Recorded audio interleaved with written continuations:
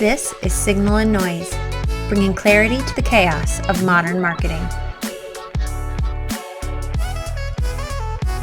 Hey everybody, welcome to Signal and Noise. Glad that you've joined us for episode number 4. Rise of the Machines is the media buying FTE model, DOA, dead on arrival. We'll be talking about the impact of AI on the agency world with Shiv Gupta, the founder and CEO of U of Digital. And for those of you who don't know who Shiv is, he spent 2 decades inside AOL and Criteo. He was a VP level sales leader at Criteo before launching U of Digital in 2018. And since U of Digital was founded, Shiv and his team have trained thousands of marketing professionals at companies ranging from Google, TikTok, Comcast, Disney, helping them decide everything from clean rooms to AI-driven media buying. He's an incredible guy, very funny, and a subject matter expert on all things advanced ad tech, martech, and AI. And so we really wanted to get his unique vantage point kind of on the intersection of education, technology, talent, to help really you guys guide your thought process and decision making when it comes to navigating really what's becoming an AI automated future of advertising. This is a great discussion. I agree. I mean, I've known Shiv for a long time, really knowledgeable guy. I love the fact that he, in his role, he gets to work with so many different organizations, both buy side, sell side, brand side, you name it. So really good experience. And it's a cool topic. There's a lot of news items going on that I think make this really relevant, especially some of the recent turmoil in agency land, layoffs. We really thought focusing on education could be very important now. So it's a very timely discussion. Some previous episodes, Stephanie Laser, Revenge of the Publishers, the great platforming. She's, as many of you know, an expert at pub tech and on publisher monetization. Great discussion. Another one was with Ben Wild. He's a head of innovation at Georgia, and they're a prominent VC firm that invests in SaaS and martech and ad tech. And we talk about agentic AI and the future of the whole SaaS business. I thought that was a great discussion. And then last week with Dr. Augustine Fu, the ad fraud hunter, that was a great one. Got a lot of feedback, seen a lot of follow-up, both on X and on LinkedIn about that one.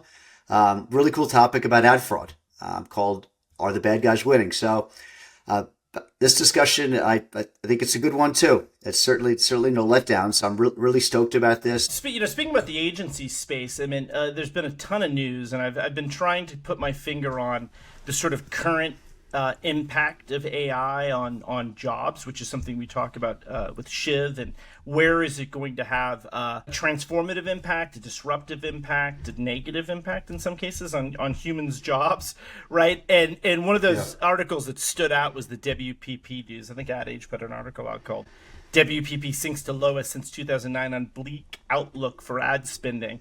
And there was a whole piece in that, a whole paragraph in that article talking about one, economic uncertainty, but 2, the impact of AI. And a lot of these agencies are plowing millions, if not tens of millions of dollars into building out tech stacks and building out agentic AI capabilities. And so one of the questions I think you and I both asked was, is this really a sign of the impact of AI taking certain jobs and realizing that model of full-time employees may not be sustainable, or is it just the ebb and flow of the agency ecosystem? I mean, we saw both that Publicis and Omnicom in their earnings reports from Q2 both have very rosy outlooks, with Publicis stealing a bunch of very big clients from, or conquesting, we'll say, from WPP, Paramount, Coke,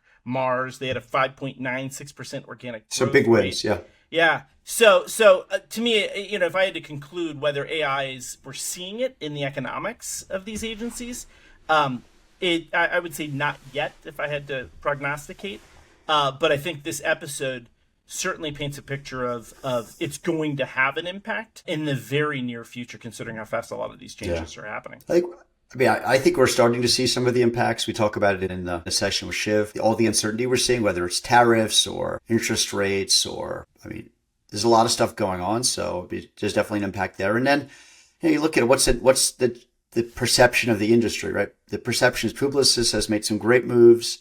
They've got some great technology. They've got great audience data and data that they're using to power their business, and they're winning a lot of deals.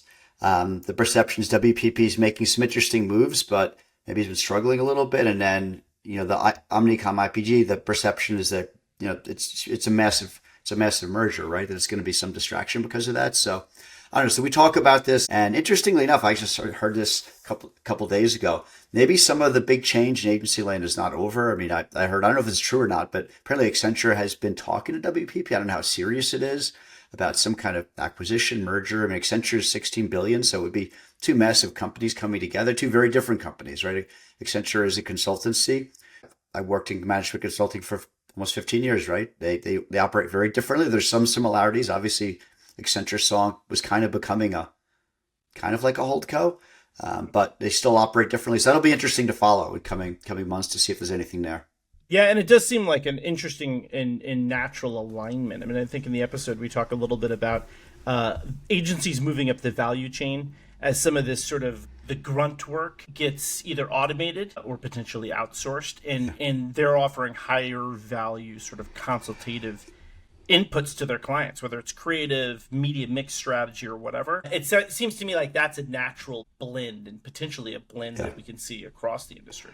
Well, you think about it, if they need to get better AI, which you mentioned earlier, they need to get better tech. They have to have better technical chops and more technical resources. Accenture would give them that in spades. I mean, they're basically, you could argue these big SIs or consultancies are really tech companies. Some other news items, I think worth mentioning, MediaOcean announces H2 2025 market report. And I think not surprisingly, they show that 58% of marketers plan to raise CTV budgets. I mean, that's where all of the incremental spend is going. Yep. CTV continues to be the hottest spot for sure. And they also rank, surprise, AI as well as identity as the other top priorities in CTV. Related to that, there is an announcement with LG integrating with Viant. Viant continues to, I think, make some interesting moves, Brett. And I guess the premise here being that programmatic identity-based access to the 45 million plus LG smart TVs in the US is kind of interesting, right? And this continues kind of the story of OEM data, right, from the manufacturers plus household IDs. Keep in mind that CTV doesn't have cookies, right? So it's targeting a little differently. Is this becoming kind of the new currency of CTV buying? Really using this deterministic data? So I think that's interesting. It shows you how important the television glass remains, however the content is delivered and the advertising is delivered, which is obviously programmatic or digitally delivered in these new ecosystems. The television glass, that sort of sound, sight, and motion of a giant screen in your family room, continues to be a dominant engagement medium. So I don't see why that seems to me like a natural trend for sure. 100%. You remember last year Walmart acquired Vizio for a lot of the same reasons, right? Yep. So I think it's very interesting. There was the Cloudflare announcing its quote unquote pay per crawl, right? And this is a feature to let publishers charge or block AI crawlers. And on one hand, this reflects, I think the urgency, we talked about this in the Stuff Laser one, right? The urgency they're feeling to monetize their content as AI search, starts to really, we're seeing already a steep drop off in referred search traffic to publishers from Google as AI searches take over, right? I think that's so, what to do about it. Now, here comes Cloudflare, right? And in Cloudflare, Brett, they're one of these companies that if you don't work in tech, you probably never heard of them, right? In fact, I think many people in tech probably haven't heard of them, depending on where they are, but they are a content delivery network or CDN. They're really a critical player in, let's call internet plumbing. And they pretty much sit in front of around 20% of the web, right? And they can reroute, secure, accelerate traffic when there's a big distributed denial of service, DDoS attack. They tend to deal with that by routing traffic in different places. Yeah, definitely in the security realm for sure, right? In terms of protecting site security. The how do you monetize pay per crawl? I mean, I think that's like, how do you actually price that? What is the value of a crawl? Is to me the hardest question to answer, and it'll be interesting to see what comes of that, if anything comes of that. Yeah. Well, I mean, I guess publishers were just sick of, we have this binary choice now. Either we let them all crawl and scrape our website for free, right? And we at least get in the AI model or inform it, or we block them all and we're not in the AI models. So that's kind of been the choice up to present. I think it's interesting that Cloudflare, and funny, they called it Content Independence Day, this announcement.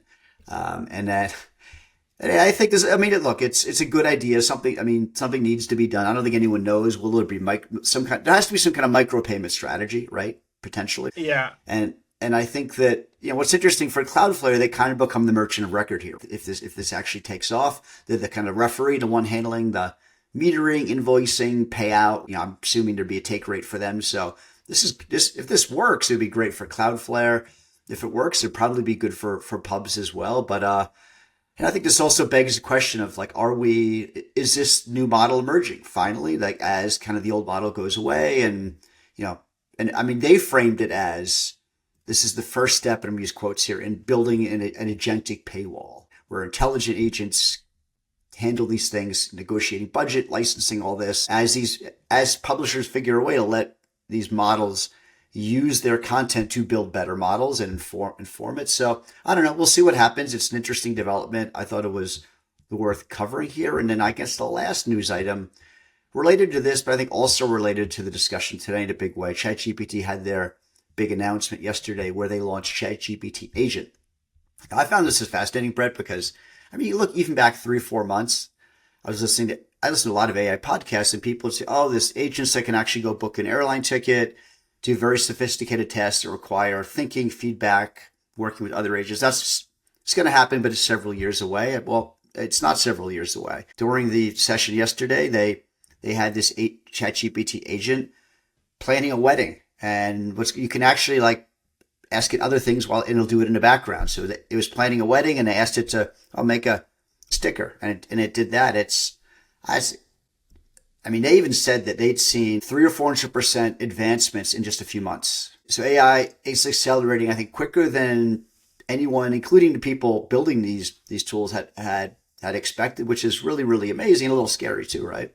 I was just talking to our producer. I just introduced a ChatGPT team, which is secure within our organization, but within my team. And, there's a bunch of agent type capabilities to build PowerPoints, to build spreadsheets, to build Word docs or Google Docs. And so we're seeing that it's still not perfect, but it does give you scalability and at least speed to draft. That's what I find. And I think if you talk to any creative leader, speed to draft, speed to an initial either idea, outline, version of a creative, and then it takes human intervention to get it to something that's publishable, right? Whatever the content type is, and I would assume that type of conclusion probably applies for a lot of these agents. It's going to build me a wedding plan. Yeah, it's going to build me a draft for a wedding plan, and then I'm going to have to go in and say, no, this is wrong. Tweak this, tune that, but the draft oftentimes is the thing that takes the longest amount of time, right? So it adds value and speed to market, no matter what you're doing with it. That is what we've seen as a team. So yeah, totally. And you look at the announcement yesterday. I think they were saying there are different plans. Available at different tiers in ChatGPT, but I think the Pro plan get 400 queries per month with ChatGPT Agent. And in my opinion, this is a big upgrade, right? You look at ChatGPT, it's gotten better, faster. This, I think, kind of completes it. Before you had deep research. You combine that with the operator, which is their agentic kind of almost web browser, right? You look at these three together, it's very powerful, right? You can start to do some very sophisticated things. So I think stay tuned. And the Microsoft Office suite. Add that, which I just mentioned. You add that to the mix, and suddenly they're competing with a whole bunch of different companies. 100%. So interesting times, to say the least. All right. We're going to welcome Shiv Gupta to the stage. Stay tuned. Hey, welcome, Shiv, to Signal and Noise. Thanks for having me. Yeah, it's going to be a fun one. This is one we've been waiting for a while. Shiv, really glad you could join us here. Greatly appreciated. We've known each other for a while, and I was thinking what would be a really cool topic we could talk about, and I think we landed on one. So the topic here is Rise of the Machines, and the T2 reference is totally on purpose.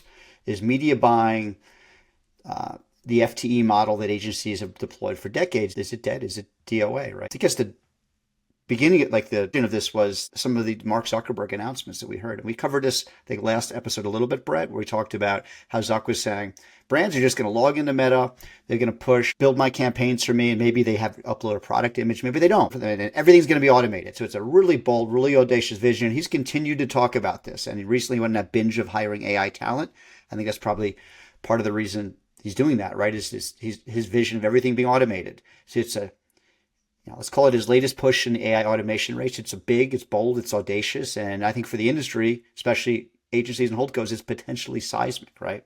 So he said he expects, for those who missed it, really all media buying to be fully automated.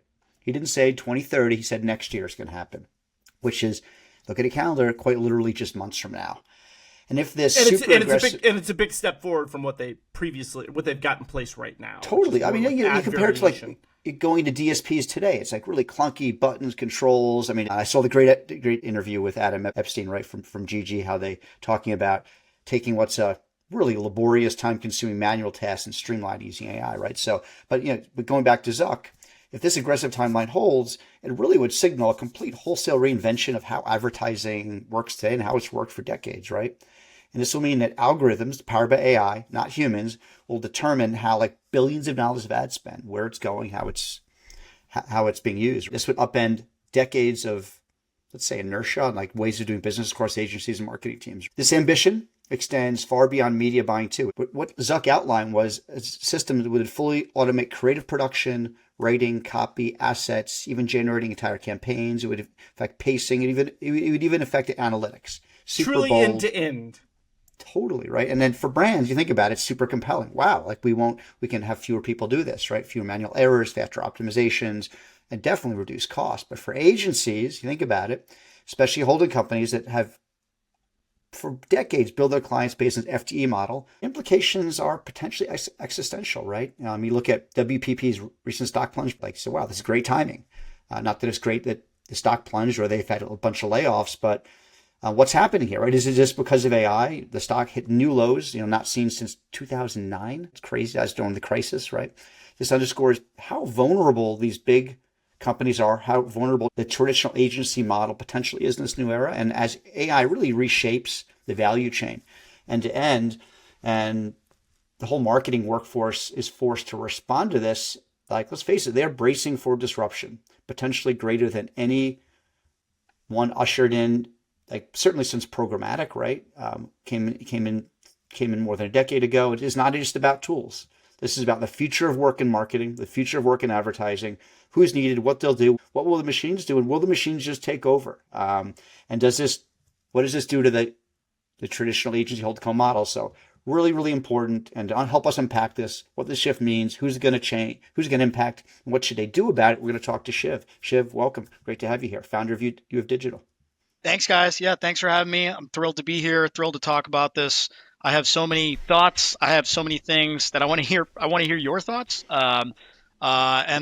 going to be an awesome conversation. Let's do it. Yeah. And let's for those that don't know Shiv Gupta, he is the founder and CEO, right, of You Have Digital. You spent 2 decades at AOL and Criteo combined in sales, commercial roles before launching. I think it was 2018, right, that you launched You Have Digital. And John Hopkins. I mean, I've got an 18-year-old going to school. That ain't anything to. That's impressive. You must have worked really hard in high school. So quick correction, Brett. Sorry to start on this note. It's Johns Hopkins. Johns. That's what. Yes. Johns. Yes. Isn't that what I said? No, you said John. That's a common mistake. I wrote it right. I spoke it wrong. I was a tour guide at Johns Hopkins, and so correcting people all the time, I imagine, right? Yeah, no, I know this, and the reason it's called Johns Hopkins, because like, what kind of name is Johns? It's because a gal named Margaret Johns married Gerard Hopkins. That's where Johns Hopkins came from. So you caught that. I swear to God, I wrote it the right way. Brett, he was waiting. He was waiting. So for tell that. us. Yeah, tell us. I know he's like. I totally fell into the trap. So tell us a little bit about your sort of trajectory. Through the You Have Digital. Yeah, absolutely. So I spent a bunch of time at great companies in the space that, molded who I am, molded my career. AOL, I actually started at advertising.com, which was, early pioneer in ad tech and programmatic. We were doing programmatic before it was even a term. And that was, I learned everything there. I learned, the nuts and bolts of how the whole thing works. And it was an awesome first place to work. There's a whole ad.com mafia in our industry. It's awesome. Yeah. It's and like the double click mafia. Yeah, there's they're all the different mafias. There's the AOL mafia, there's the Google mafia, there's the Yahoo mafia. So anyways, I was part of that AOL tree, the ad.com tree. I was there for 10 years, mostly in sales roles, sales leadership type of roles. I was at Criteo for a couple of years running their sales organization for part of the United States.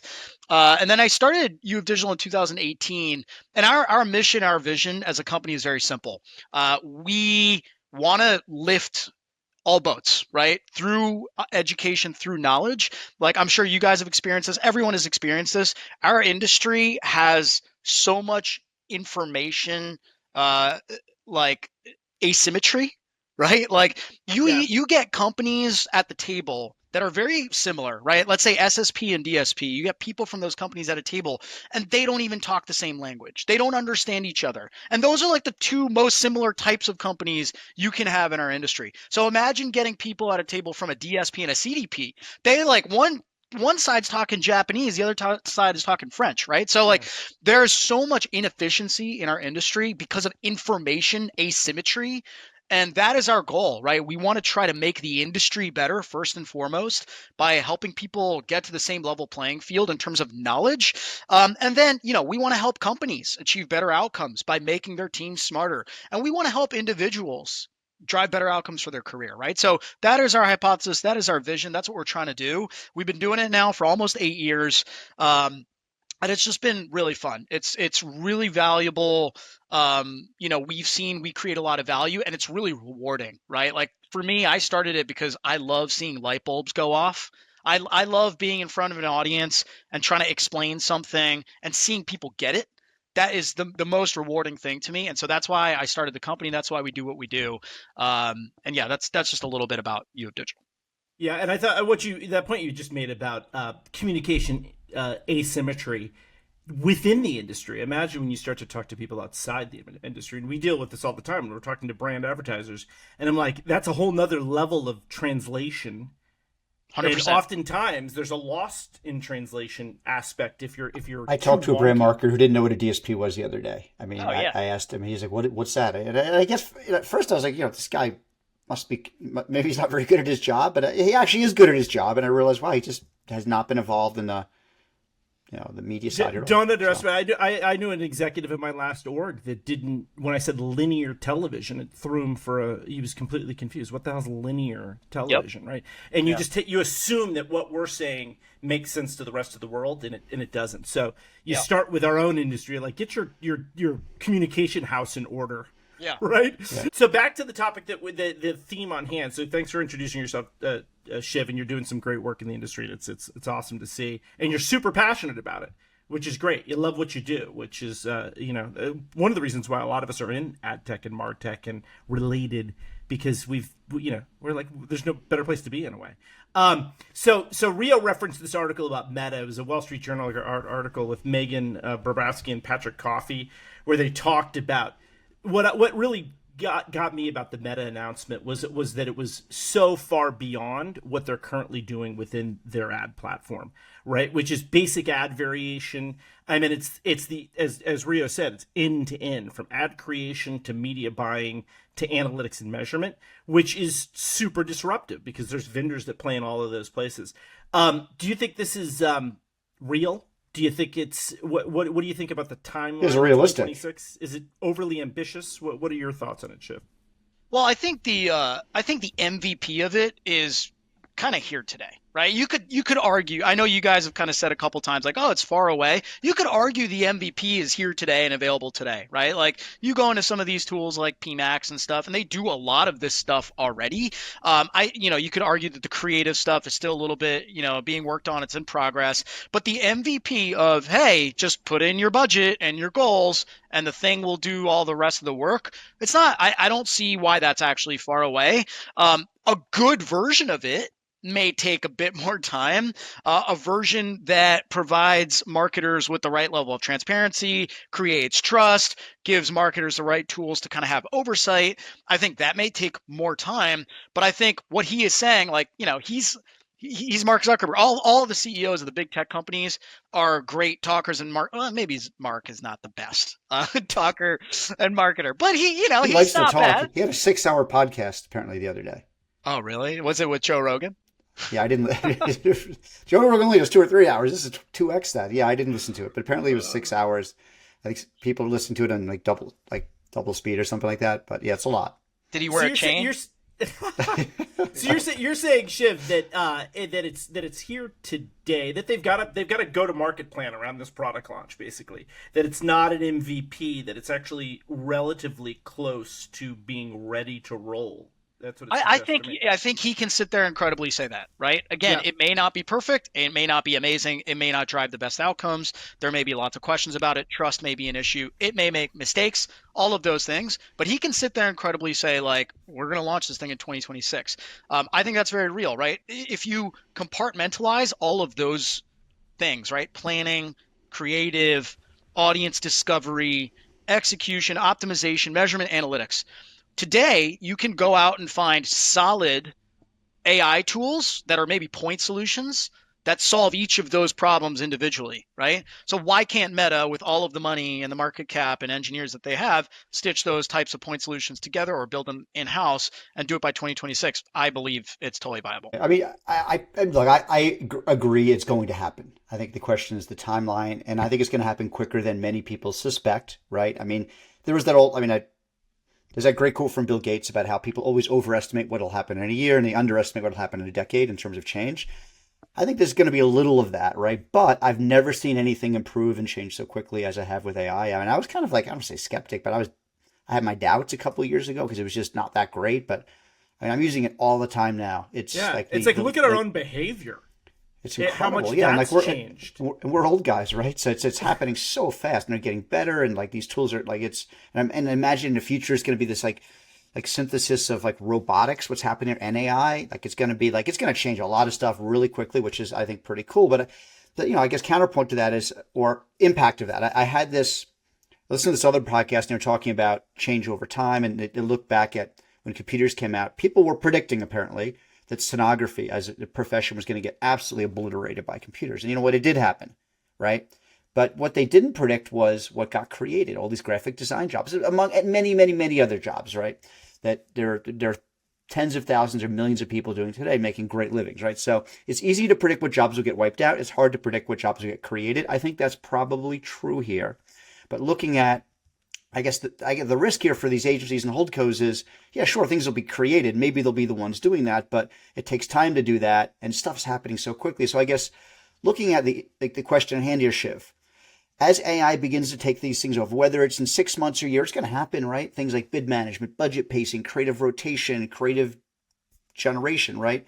These are things agencies bill for today. So which agency roles, in your opinion, are most vulnerable to contraction? What new roles? I mean, I know it's hard to look ahead. Could you potentially see emerging?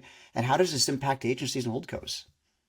Yeah, I mean, I'm going to probably just say some really obvious stuff to start, and then let's get into the nooks and crannies and the second and third degree stuff, because that's the interesting stuff, right? So the obvious stuff is any rote work, right, that requires little human creativity is going to be automated, right? So the most basic example of that is campaign trafficking, right? Like trafficking things. Any job that requires a human to go into a UI and push buttons as their primary task is going to get AIified very, very quickly, right?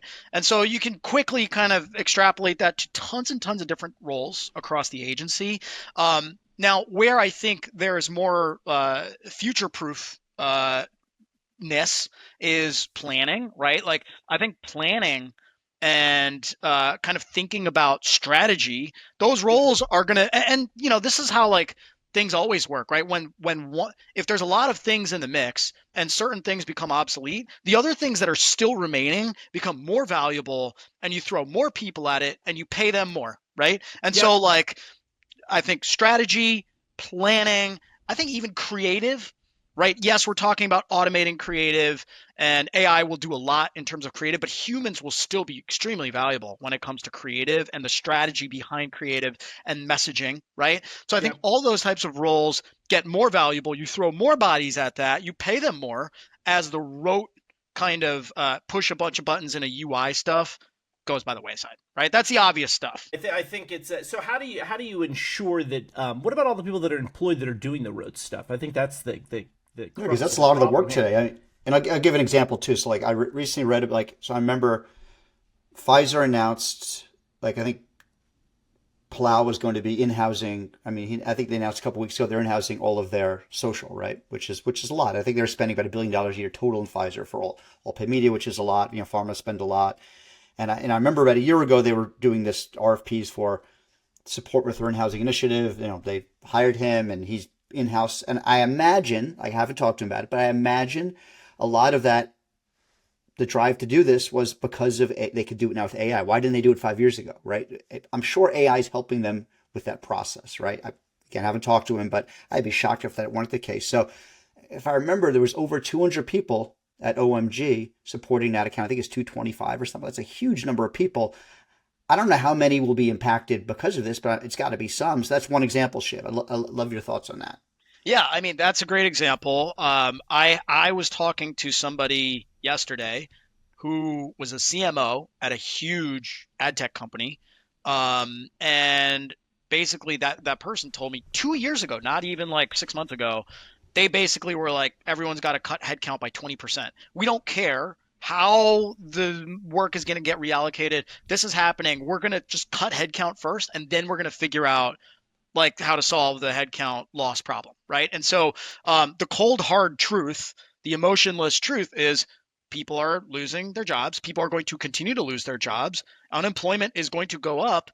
But this is how every revolution in our history plays out, right? Revolution, Industrialrevolution.com. Like it's always, this happens, right? There is pain and there is short-term pain, but the hope is, right? First of all, the hope is that at least some employers have a heart and figure out how to like upskill their workforce and reallocate them to work that is useful and valuable. The hope is that people take initiative to go out and kind of retrofit their own skill sets. And the hope is, actually, I think this is very promising because AI moves so fast. We just talked about this a bit ago. Because it moves so fast, can we actually decrease the timeline of the pain, right? In a way, right? Versus the industrial revolution or versus, the internet revolution or whatever. Yeah, and you wonder, I mean, these problems become so large that can you do it at the company level, or do you need organizations as large as governments? I'm thinking about when Margaret Thatcher sort of shut down coal mining in England, right? And it affected a lot of people's lives who had no skills to do anything other than, Totally. dig out coal, right? So we're dealing with something like that that's going to have such seismic shifts. Totally. I mean, how do you think about this from an education perspective? Because to me, it's like you being a psychiatrist in today's world, right? You're always going to have a job. You're always going to have something to teach or train somebody on. Well, yeah, I think 100%. And like we are a training company, and so we're thinking a lot about how we help folks retrofit their skills around AI. We're doing a lot of AI training, as you can imagine. We're trying to give people tools, AI tools to learn through AI. And so we're doing all those things. I think the thing, sorry, not to get like existential for a second, but I think what we're talking about here is part of human evolution, right? This is a micro moment in human evolution, right? Yeah. In the grand scheme of the thousands and thousands of years of human existence, this is one moment that is pushing humans forward. And anytime there's growth, right? If you're a teenager and you're growing and you're, having a growth spurt, you have some pain, but then you grow, right? And so this is human evolution, right? And it's painful in the short term. But if you think about what I just said about jobs in the agency world, we are going to get rid of jobs that require people to click buttons and do things that don't require creativity and brain power. And we are going to reallocate people's brain power towards things that only humans can do, at least today, right? Yeah. And that is good. That is positive, right? That increases productivity. And this is exciting. I know like there's obviously a bad part about all this. It's the pain. It's the, it's the part about people losing jobs, but this is generally a good thing. It's a moment of evolution, and we want to enable that. We want to empower that. As you of digital, we want to play a small part in helping people learn. I will tell you, like a few months ago, we were like, just like every company, we were like, okay, what's our AI strategy, right? And we're like, I'm doing that with my team right now. Yeah, right. Everyone's doing it, right? Like, what's the AI strategy? There's so many different things you can do, right, with AI. It's exciting, but it's overwhelming. It's like, oh, we could build a chatbot. We could build a personal tutor. We could like have, a multimodal AI thing that, teaches you in this way and creates like different personas and coaches. Like, we do all these things. And then like a few weeks ago, I was like, you know what, guys? Our AI strategy, first of all, we need to do two things. We need to think about how to introduce AI into everything we do incrementally to solve incremental problems. You can't boil the ocean with this because it's so capable of doing so many things. AI is not one thing. You'll never get started if you try to start with a sprint. You get paralysis, right? I think that's one problem. The other problem with trying to go 0 to 60 on this stuff is that it's changing so fast. So you could come up with the coolest, biggest idea today for like what AI could do. And then tomorrow some new model comes out or some like new capability comes out and your big idea that goes from 0 to 60 is totally stupid and useless, right? And so like that's another reason why I think in order to build AI and bring it to market, you should focus on solving a very specific problem. You should do it incrementally. Yes, it's important to be strategic, but I almost think it's as important right now to be tactical about solving problems using AI. And so that's how we're thinking about it right now. We're doing two things. One is incrementally solving problems using small AI kind of tips, tweaks, and tricks that we can give to learners. And then the other thing we're trying to do is just how do we help people learn about AI? That's the most important thing I think we can do as U of Digital is learn about AI, become AI forward, figure out how to get yourself comfortable in the tools, kind of transformation, right? Everyone wants to go or take their teams through that kind of like transformation right now of like get people using it, get people's behaviors to change. That's the most important thing we could be doing right now. And so that's what we're focused on. Yeah, it's interesting you bring that up. I mean, I like looking at the agency model, as we talked about earlier, is going to be under some stress, right? Because clients are going to say, okay, agencies, you're telling us about all these great AI announcements, tools you're building, show us the money, show us how you're going to save us 10, 15%. And I've seen clients do it already, tell agencies, we're expecting you to come in under cost for next year. I think this puts a lot of pressure on the model, but look, agencies will not go away. I forget who said it, but they're kind of like the cockroaches, right? They will evolve, they'll adapt. It could be a nuclear war. Agencies will still be here, right? How do they justify their fees is a key theme. Yeah. What can they do? I mean, I've heard Publicis, for example, is already going into like value-based contracts and going away from FTE. So like, does this impact the FTE model? And how does this impact? And what are some like tips, I guess, like for like that you would give to them and the people working there in order to like future-proof themselves? Yeah, I think 100%. Again, this is like fairly obvious, right? FTE model aligns incentives to hours of time spent. And it's not aligned to outcomes. Hours. Yeah, it's billable hours. And like, let's be honest, AI or not, that is a flawed incentive model. And that's why there's always been some level of friction between agencies and end clients because agencies are incentivized to bill for hours and not produce great content or outcomes necessarily, right?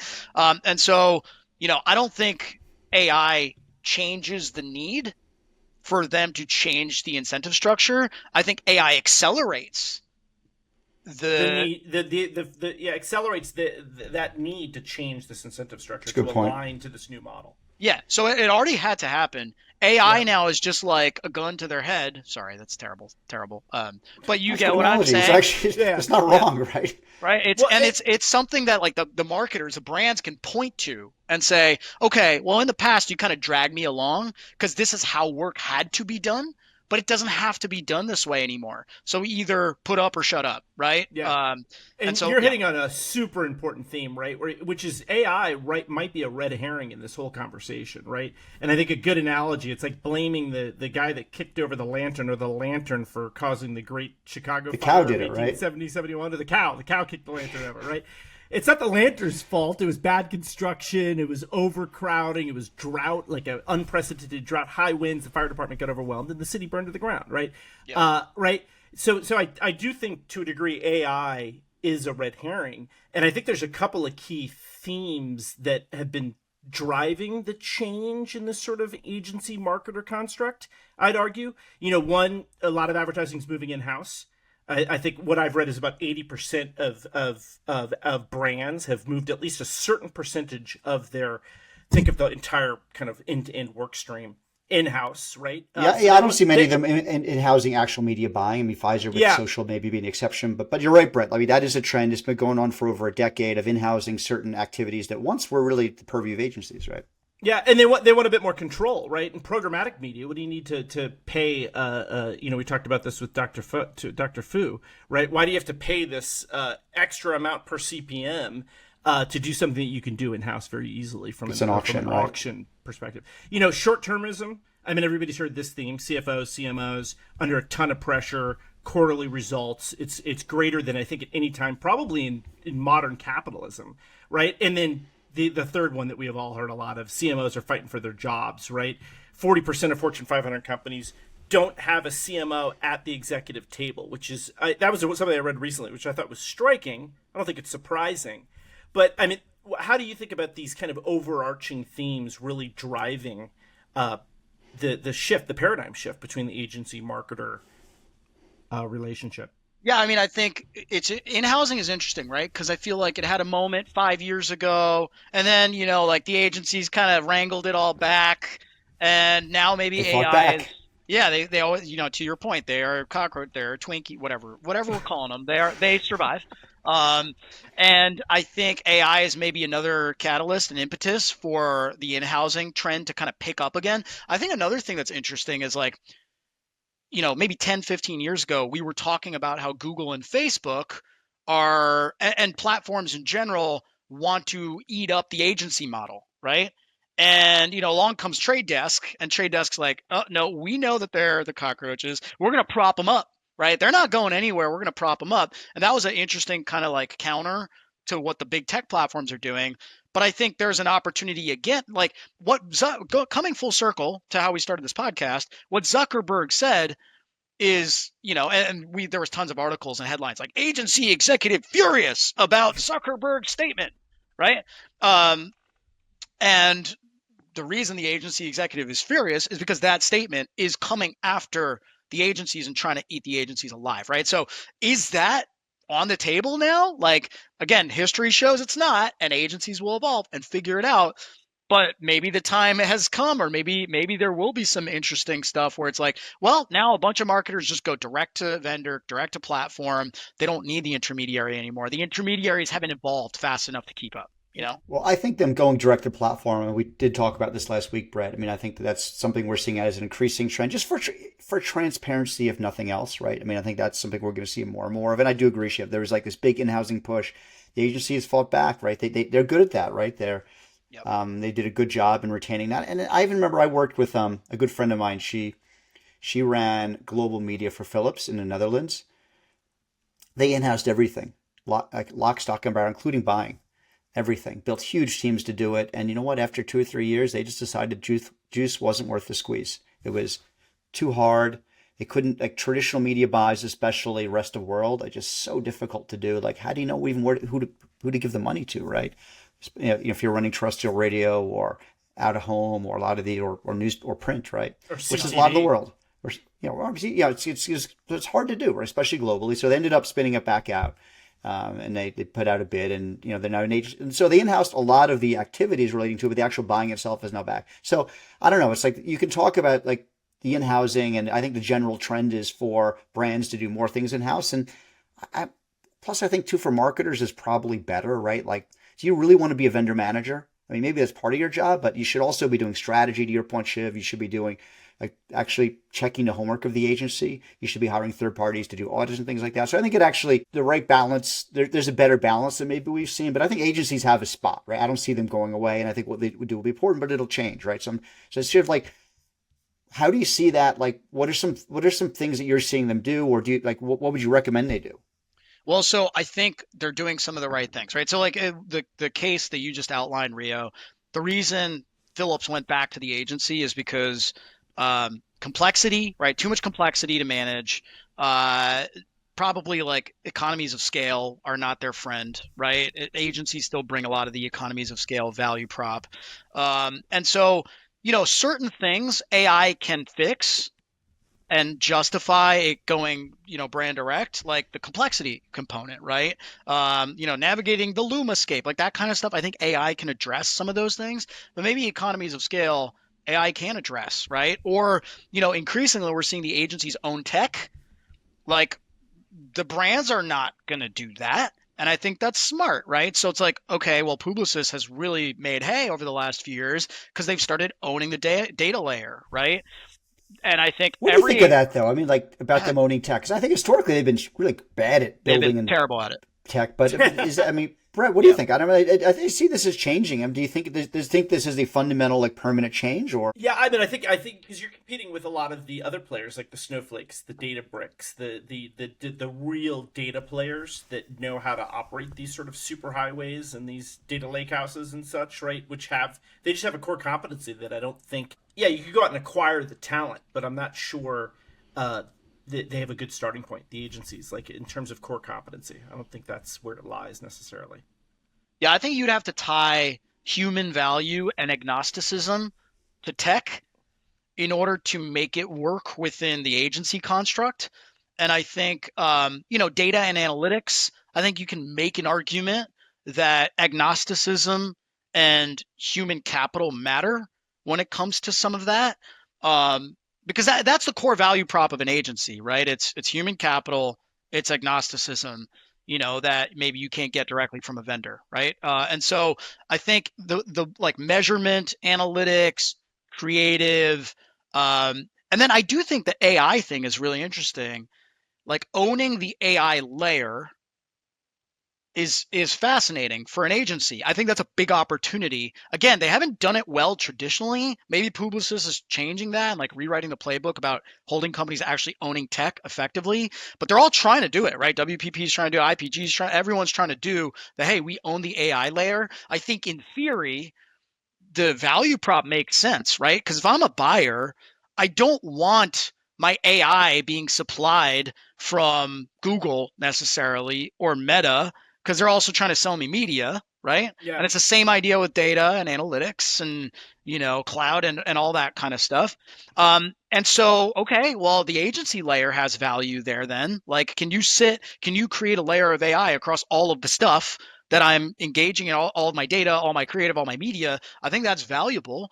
And so I think that's a playbook, Yeah, you can see why they do that, right? Because let's say you're an agency, you want to build a vertical large language model specifically. You're gonna have your people building these RAG docs. They're going to be the one uploading them and training this thing right on your client's data, on the way you do business, right? So I think that, especially to your point before, Shiv, like you can't just let an AI loose on your company and say fix everything. No, you have to find specific things you want to do better. I want to do trafficking better. I want to do measurement better. I want to do this, and then train it on like your data, your processes, the way you do things, and then supervise it and then work with it as it gets better over time. So I think these proprietary LLMs that agencies are beginning to deploy, I think I can see why that makes sense. But I think the problem they've always had is just a holdco model, right? Totally. Yeah. Where, like I remember, like I was selling to one of the big holdcos. We were trying to sell them. They had this idea for this solution they wanted to build, and I remember like we gave them a proposal for like $500,000. Right? I remember the CEO said, "There's no way I'm paying. I have 600 AWS certified devs. I could snap my fingers." I said, "Really? Can you? Like, can you really get like 20 of them together to start next week and do like a series of sprints for the next 12 weeks to do this for you?" No, I can't. So hey, here's the money. So I think that's always stood in the way of what you're describing. But if the model, but like going back to financial models, right? If the agencies are starting to figure out that their business model can't be tied to human capital and they need to function more like tech companies, and their incentive structure and how they pay people and how they charge customers needs to be tied to outcomes, well, then all of a sudden maybe they're more equipped to run a tech company, right? Within their four walls. I don't know. Do they buy or build? That's one model, or it's the consulting model. right? It's the like Solomon Consulting where Rio came from, Sure. where you act as a systems integrator. You're moving up the value chain in terms of the strategic advice Or that you're giving. Omnicom acquired. Omnicom actually acquired us in SI. They acquired Credera, right, which is a very good, a great tech, right? So I think maybe we're going to see more of that, Brett. I mean, that's a really good call out, right? And I think there is a bigger need for technology expertise and acumen to deploy at scale, right? And agencies haven't been good at it. They don't have big engineering teams, right? They have small ones scattered around, not necessarily a whole call. Maybe that's it. Maybe they either build or buy their own SIs in order to do this, right? As they become more tech. I don't know. It's a good call out. Recommend partners, right, versus build yourself, right? Is a mechanism, and offer your value in terms of like, what is your campaign strategy? What is your creative strategy? What is your competitive strategy, right? How are you going to win in market, in your particular segment, right? That type of stuff is that's the hard stuff that adds more value to the process, right? And is that where agencies should be playing versus the lever pulling and the button pushing? Yeah. I also think it's interesting, like some people might argue against what we're saying and say like, well, the marketers will cut out the agencies, just go directly to the AI companies, right? Like the AI companies are the new frontier, right? Forget about Google and Facebook. Well, Google has Gemini, but like, oh, why won't they just and we're already seeing this. OpenAI is doing deals with agencies, like big deals with agencies. Claude, Anthropic is going to do deals with agencies. But, as Eric Seufert says, everything becomes an ad network. We know OpenAI is going to become an ad company. We know Anthropic is going to become an ad company. And all of a sudden, that direct partnership between AI company X or model company X, Y, and marketer becomes contentious and becomes biased. And you need an agency. You need the agency, right? Which back to your neutrality play, right? That sort of neutral provider that can offer advice that you can trust. Well, they're supposed to be their own interest. It's called an agency. You're supposed to be an agent, right? Yeah. You're supposed to be the agent of the client, and that just inherently means you should be agnostic, right? And anything that you can go out and buy that compromises that agnosticism, you should theoretically have an agent representing you for that tech or for that whatever it is, media, et cetera. Looking at the FTE model, though, I guess this begs the question of what replaces it, right? Does it mean that you just gradually is scrapped altogether and you go more towards outcomes? Does this mean more kind of value-based work? Does this mean that they start billing? Do agencies start? I don't know. I don't know. Like, does it become more project? I don't know. It's what something has to replace it, right? I mean, like for sure it's going to happen. We were talking about this remember when we interviewed Ben Wild about like SaaS, like AI is going to impact SaaS because you can't charge for seats, modules, components when you're going to charge for services and outcomes. And that's clearly going to happen with AI over time. With AI, yeah, it breaks the FTE model, which is, I agree. Like it had to go anyway. It was a model that had bad incentives. It incented bad behavior, better stated. I think it had a lot of problems, but what replaces it? I mean, I don't know. I think like the extreme opposite is the performance and outcomes based models. I think that creates lots of pain and completely messes up the entire business and is not viable in the near term.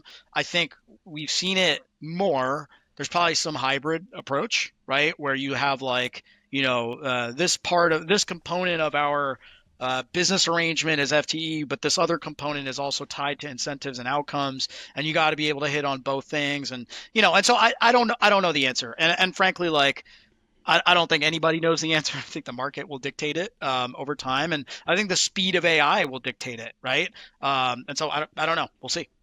Yeah, no, I mean, you don't know the answers to everything, Shiv. Come on, man. I don't and we don't want the whole advertising world like shifting to direct response. That's what happens when you have outcomes-based marketing, right? Everything shifts to kind of what programmatic promised. Performance marketing. Call to yeah. action, performance marketing versus the serendipitous value of advertising creative where you're like, I didn't know I needed a Rolex watch. 100%. Right? 100%. I might not have been in their target segment, but there is something about advertising, the Mad Men style of advertising. Well, I think what's sorry to cut you off, Brett. I was just going to say, like, I love that. And I actually think, like, when we think about the impact of AI on marketing and advertising, big picture, we talk, there's been a lot of talk lately on like X and social media and in the industry, like we are in the outcomes era, right? I'm sure you guys have heard that. I don't. For the last I 10 know. years, I don't 15 get. I don't years. honestly. I don't get the outcomes era thing. But we're in the outcomes era, right? It's all about performance and outcome. I think it's very much a function of like, oh, I think CTV, we've you both can been on buy. debates about that Yeah. on Yes, Twitter and yeah, LinkedIn. Yeah, so yeah, yeah. yeah. So it's like, okay, fine. We're in the outcomes era, whatever. I actually think AI pushes us more towards brand and storytelling and art and pushes up funnel, right? Because outcomes, to a certain extent, the ability to drive lower funnel outcomes is all about stuff that AI can automate, where creativity is not that important anymore. It's Yeah, about it's more about bidding, versioning, and versioning, it's not the big bidding, idea. optimization. Yeah, like Yeah, where right now personalization. humans can add a lot of value, but AI theoretically can do it all way better. So I think like getting the bottom of the funnel, turning the bottom of the funnel into business outcomes will become more of a commodity, right? Through Yep. AI. And the upper funnel is where the human value will really shine, right? And And so it's I and think, it's yeah, and it's also so I've got a learning from this. Being at New Star and working heavily in sort of the MMM and MTA space for a number of years. Our financial services clients were all almost entirely, in terms of total media investment, 70 to 80%. And this is the Bank of America's, the JP Morgan's, invested in direct response through direct mail.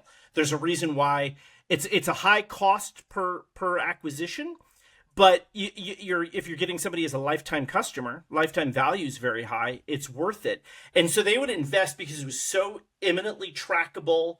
And they could really tie the actual direct mail outputs to performance. They would invest all their dollars in it, and we actually did a bunch of advanced MMM plus MTA sort of models that really proved that if you switched your media mix a bit and shifted 30-40% of your spend to upper funnel halo effect advertising, and it could be at the product level, it doesn't have to be just at the brand level, it could be the new Sapphire card, right? That it would actually have a direct measurable impact if you do the data science right at the bottom of the funnel. It would actually have greater ROI, greater contribution. But they were so slow to change because they were addicted to the acquisition play that had worked and they could prove, right? Nothing What was that famous anecdotal. Nike case study, right, where they just went all in performance and then neglected brand, and the next thing you know, like no one was buying with performance, right, because people didn't know what the products were. A whole generation of consumers had like been trained to buy on cloud and all these newer kind of upstart brands that had done a better job branding. It's interesting. But Brett, you said something before that I'd like to maybe go back to a little bit too. Like you mentioned, like AI being a red herring, and I think there's something there. And Shiv, I love your opinion on this. So like, I've done a lot of work with Amazon AWS over the years. And I remember, someone there recently told me that they have a strict, like they basically no hires. Like if you want to hire someone has to quit and you need to replace them if they want to even renew that job rec, right? So they're basically been told like, we're going to do more, higher margins, more revenue with the same or fewer people. And it's not just Amazon. It's company after company on brand and agency and hyperscaler side are all doing this, right? So, and I've been joking. If you have a good job, hold on for dear life because like there's not a lot of jobs. But I don't think this is necessarily because of AI. Maybe a little on the margins it is, but I think there's something bigger at play. I think companies, this is the mandate. We're going to grow. We're going to grow without hiring, and we're Yep. going to use AI maybe as the excuse. So I think there's something there. Love your thoughts on that. yeah, I mean, 100% agree. AI just accelerates the inevitable. AI is just accelerating the inevitable, right? Which is why are we paying people to do things that machines can do better? Whether it's an AI machine or not, machines theoretically can do these things better, and humans are not actually. Um, I don't know how else to say this. Like humans are not actually exerting themselves to like try like The what's age of the leisure.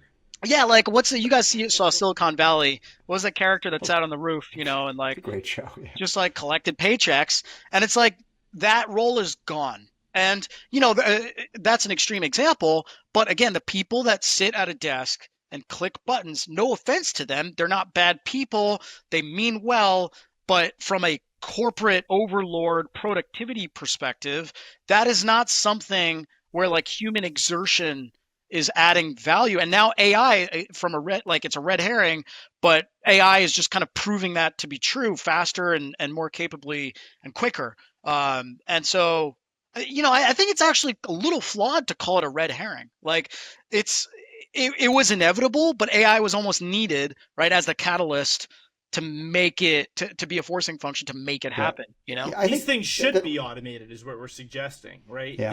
A lot of these tasks should should be automated, right? You should take away the manual work. You should level up the value that it's more career fulfilling.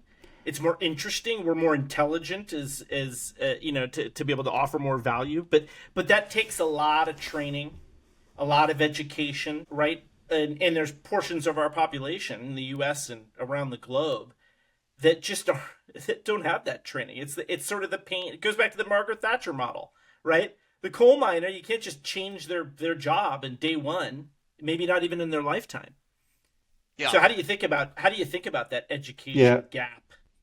Well, I just have one sentence to say, right? We want to enable people to learn how to think instead of enabling people to learn how to do. And I think that's a very important distinction, right? Like we as a business, we've always had this philosophy of like, we do not do hands-on keyboard training. We do not think it is valuable. We only train on how to think about technology, how to talk about technology, how to form opinions, how to think about the future, right? And I think AI is just kind of accelerating our thesis about learning and enablement and development is don't go learn how to code something, right? Learn about why you are coding or what you should be coding or the strategy of building, the architecture of something, like that. It was just a few years ago that we were telling the younger generation to go into computer engineering. Right. Go into computer engineering. And now that is the number one replaced job. For college grads, which might come as a surprise. Yeah, but it's interesting though too. I mean, I guess counterpoint to that, right? So, I mean, I don't disagree with anything that was said, but I guess my counterpoint would be some of this mentality in corporate America, especially in tech right now. But we're going to grow our revenue. We're not going to add headcount, right? I think some of this is the hangover from the massive rampant overhiring during COVID. I mean, I worked at an SI. I was hiring 4 people a week. We were losing 2. It was insane. We were hiring people without ever meeting them. Like we caught so many people with 2 or 3 jobs, like every couple of weeks. It was insane, right? And like we grew 50%. I think you grew from 2,000 to like 10,000 employees, right? In like a 4-year period. It was crazy, right? But it wasn't just us. It was like Accenture did that, Deloitte did that, Amazon did that, Google did that. It was just this bananas hiring. So I think, and then this gradually, okay, like a lot of these people are sitting on a rooftop collecting a paycheck or working 2 or 3 jobs or don't know what they're doing. Like I think there's a realization over time that we overdid it, right? And then there's just been this natural every reaction is an equal opposite reaction, right? So like some of what we're seeing is kind of understandable reaction to that overhiring and CEOs saying like, I don't want to be the guy that does that again. I don't want to be the one that overhires and like drives a company into a ditch, right? So some of it's that. So maybe it's an overreaction. But I think, Shiv, to your point, AI is opening up better opportunities and avenues for companies to optimize things, to automate things. Even if it's not quite there yet, it's getting there quickly. And I think I think that's part of what's driving this mentality, let's call it, right? Of the way companies are just, the way they want to operate. It's fundamentally different from the way it was 4 or 5 years ago. And I also think about COVID. Why did we hire so much during COVID? It's because there was growth. First of all, there's a lot of change. Consumer behavior shifts. Shifts were like, all of a sudden changing. It was crazy. And there was a lot of growth during COVID, right? Yeah. People were consuming digitally a lot more because people were at home. And so all tech companies were like, we got to capitalize on this. We are not equipped to capitalize on this using machines. So we need human firepower to accommodate the demand. And so we don't care if we overhire, like maybe this is just a, runaway train. And obviously it wasn't, right? COVID ended and like things semi-returned to normal. And so I think like it's important to think about that aspect too. And now, like, first of all, we don't have that kind of growth anymore, right? It's like, why would we be hiring like that? And second of all, we have AI as firepower to handle demand increase and also we overhired during the pandemic, right? So it's like all these things it's a confluence of all these factors. So how do you looking sort of next year, with the Meta announcement to bring it full circle, do you foresee a kind of a ceiling of how far automation can take us? Do you see an end to some of this compression of headcount? I do. I think I don't think it's indefinite, right? Like, I think you, at some point, we talked about evolution earlier and we talked about revolutions, right? And so we're going through one of those. There is short-term pain. People are going to lose jobs. We're going to retrofit the workforce. And then we're all going to be ready for a new AI-centric world, right? And there will be jobs that will be needed in that world. And then, 5 years from now, there will be a new revolution, or 10 years from now, there will be a new revolution that we can't even conceive, and we'll go through the whole thing again. But yes, there is a ceiling to the headcount compression. We need, AI, the pace of AI, when it starts slowing down, right? It will, right? At some point it will. Maybe it's 3 years away. Maybe that's 8 years. I don't know. But at some point it will stabilize a bit, and we will live in a new world where we know how many people we need to do what kind of jobs. So yeah, I don't think it's next year, right? I think it's probably a 3 to 5 year time horizon. Yeah, but it takes a couple of years. And if you believe, and Shiv, if you agree with the hypothesis that a lot of this has just been driven by a reaction or overreaction to the hiring binge, that comes to an end. Yeah. At some point, companies say, okay, we're healthy, we're profitable. So I think part of it's driven by, I think that will subside.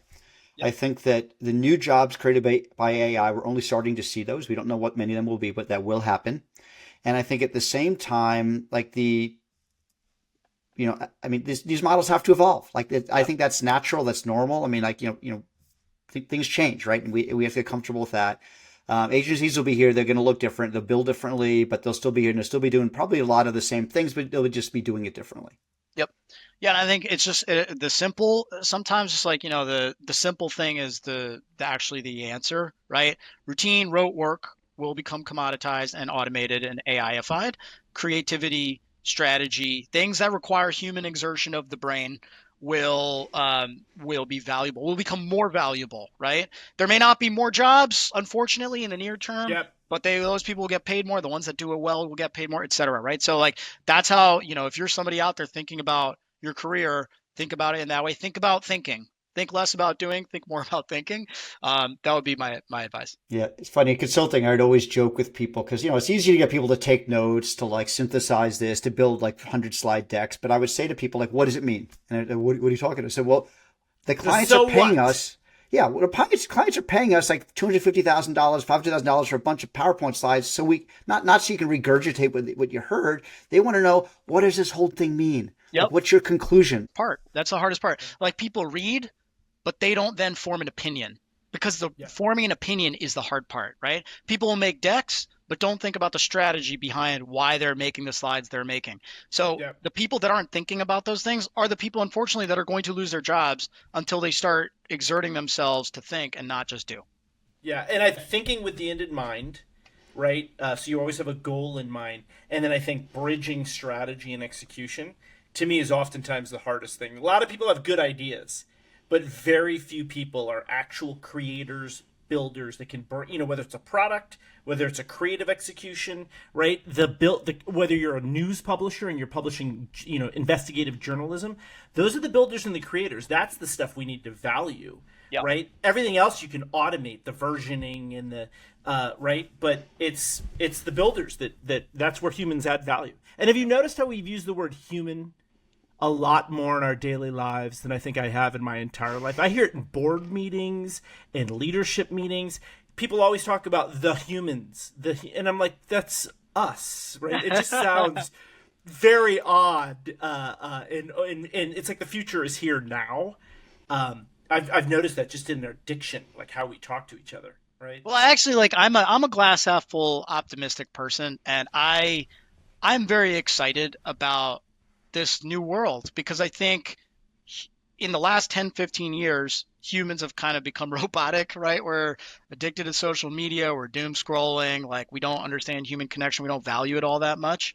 And I think like as AI comes in and automates like routine things and rote work, it's going to force humans to have to think more and be more human and make human connections and value that. And I think that's very positive. And again, it's like, I think evolution is positive. This is a moment of evolution for humans. And I think it's going to lift, I think it's going to lift us. I think it's going to lift, people. So And it's sometimes hard to see it when you're in it. totally, Right. yeah. Well, people are just thinking about their jobs, which is fair. It's fair, livelihood matters. But looking at it from a, bird's eye view, I'm not saying I sit in that place. Like, I'm a human too, and my livelihood matters too. But if I'm able to kind of separate myself from that for a second and try to think of it from a bird's eye perspective, it is positive, right? We just have to like kind of think of it that way, change our mindset, and like get on the train. Everyone, let's all get on the train, right? And getting on the train is like empowering yourself, enabling yourself, learning. One thing that like one of my biggest tips to people is like, people always say a superpower is to always be learning, right? And that's like one of the best things you can be doing. And I think that is true for the AI era. Like, you have to be in a learning mindset constantly. But I also think that it's going to be really important to be able to forget.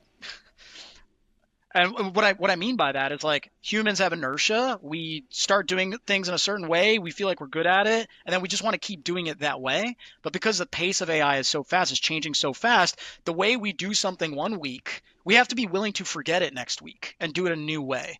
And I think that requires like a mentality of, I'm willing to change constantly, right? I'm willing to forget. I'm willing to evolve constantly. So I think that's Shiv, like this is like your mantra. This is like you're moving into Buddhist territory. Like you gotta let go, right? It's all about letting go. And the moment you know, no, I tell myself that every day at work. It's as you move up in your career, it's all about letting go of things that you once held dear, right? And it might be something rote, it might be something Like individual inbox zero. contributor. Yeah, exactly. That was advice I got. Let go. I used to have inbox zero. I was told, let go of it. It's stress. You're spending too many hours a day messing around with emails. And I don't even want to tell you how many unread emails I have in my inbox. Like in the tens of thousands. 67,205 right now. There's no way you could ever go through them all. That would be your job. And that's not a job that's not how you could best spend your time. So I think that's a good analogy. I like that. One last thing that I didn't even get to, that leave the listeners with, leave you guys with, to sleep on, is like, we talk about agency jobs, we talk about how marketing and advertising is going to change. One thing we didn't even touch on, right, is how the consumer experience will change and how that will change advertising and attention, right? Like, we didn't even talk about like, okay, well, in the future, people are not going to be using browsers and clicking around, right? They're not going to be looking at display banners, right? They're going to be talking to their AI bot. Like, how does the change of the consumer behavior and how they go about their day and how they use productivity tools, from maybe a voice first perspective, like, how is that going to change marketing and advertising and jobs and agency models? It's just going to turn it all on its head, right? And so, anyways, I think that's a whole other episode of a podcast. Yeah. Totally. It's like media and advertising and user attention and consumption is all going to be completely different a few years from now. How does that affect what we do and our jobs and our livelihood? And speaking of the end in mind, and we'll make this the end in mind here, is that really, maybe that is a follow-up podcast where it's like, hey, start there. Start with that end delivery and consumer experience, right? And then move back, and you'll probably come to a better solution. Thanks again, Shiv. This is amazing. Shiv. Yeah. Thanks, guys. That was a lot of fun. Yeah.